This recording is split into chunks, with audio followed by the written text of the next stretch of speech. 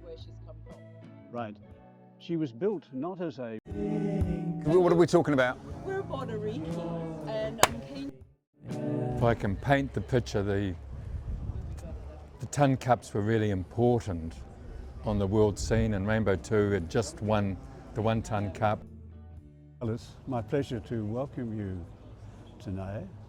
She was built not as a racing boat, but as a work boat. Particularly, there were 2 built at the same time by the Logan brothers. Arch Logan was the designer, and they were built as snapper fishing boats.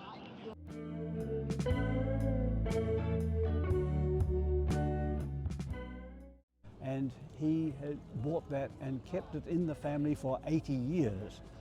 And that's the Shakespeare family, who have a farm at the end of the Wongaparoa Peninsula, and that was became basically their farm truck. That's why it is as wide as you see, and it can carry all sorts of loads. So the history is that she carried 600 watermelons to market? Yes, marketplace is just around the corner here. It was easier to sail down the coast than it was to take a car or take a truck and drive around the roads in the early days in the 19th. Francis arrived into the hands of the trust just as it was forming 22 years ago.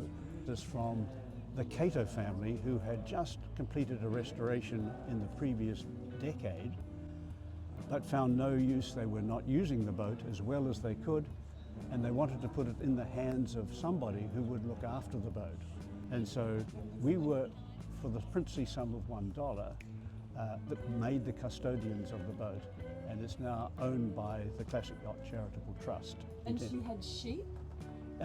Certainly. We could take sheep to the freezing works. There were 30 ewes, I'm told, and 50 lambs. And I did ask yesterday of a relative, whose job was it to clean the hull in the interior after that sort of journey? And she said the sisters were mad keen on sailing, and they wanted to have the boat ready for their next race in the weekend on the Sundays when they took the boat out for a sail from the farm. Are you being cruel when we could have all this? It says 1905 because the boats were typically given the date of their first anniversary regatta. She was built by Logan Brothers, designed and built by Logan Brothers. She was built for Charlie Horton. She has pretty much been in racing condition ever since.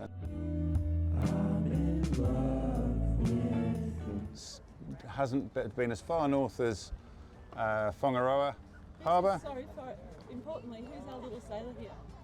You are, yeah. What's your name, darling? Eleanor. Eleanor. And how come you're here today, Eleanor? Oh, hello. You know, girl sailors are my favourite thing in the world. So come and jump in. That's right. Well, these are our 2 latest recruits because they're going to come and do the race in 2 weeks' time, aren't you? Yeah, I'm his daughter, and yeah. she's my friend. How old are you, Eleanor? 9. Is your dad teaching you to sail? Yeah. You don't listen to me, do you? No. And what's your name? I'm Violet and I'm 9. You're Violet and you're 9. And are you a sailor too, Violet? We're owned by a couple called Andrew Barnes and Charlotte Lockhart. And Andrew and Charlotte are also very much Perpetual Guardian, who are the principal sponsors of this festival. Fantastic. Can't do stuff without sponsors. They do go through cycles where the owner gets older and the boat might, have a period of being fallow. But luckily, yeah, like you say, the reputation of the designer builder and the name of the boat, ARIKI, is a really famous boat in Auckland Harbour. It means chief in Māori, but it also means it's not just any old chief, it's like the chief. The chief of the chief. Classic Yacht Association of New Zealand, they lay on a harbour series and a passage race series that goes right the way through from October to Easter.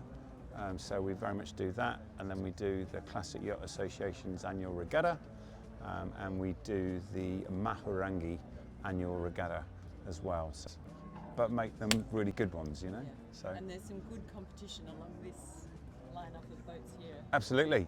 Yeah, that's right. Rafferty in particular is always keeping us honest. Tell us about Aye. Rafferty, Eleanor. Well, rafting is a really good fast boat, like the fastest boat in the area around here, the club. And it's a good boat to race against because it has competition. And you That's right. realise that Kiwis are the greatest sailors in the world. Yeah. And then these two kids are 19, one designed it, the other one built it. They used to sail a skiff together. And who were those guys? That was Bruce Farr and Rob Blackburn. Rob was an engineer, young engineer, and they sailed a skiff together, and Rob said, I want a boat, and Bruce said, well, why don't you let me design it and you build it? And that's what happened, and it got built on the cheap. That's why it's called tight as can be. Yeah, like no money. So this boat was launched for a quarter of the price of the crop of half-tonners that were being built and raced here in Auckland. So there it is, it's the first day it gets in the water and they all look at it.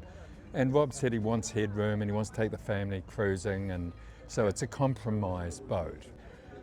First race, it's a nice fresh north southwesterly, and it's from ARIKI Wharf up to Navy Buoy and Whangaparaoa Passage and back.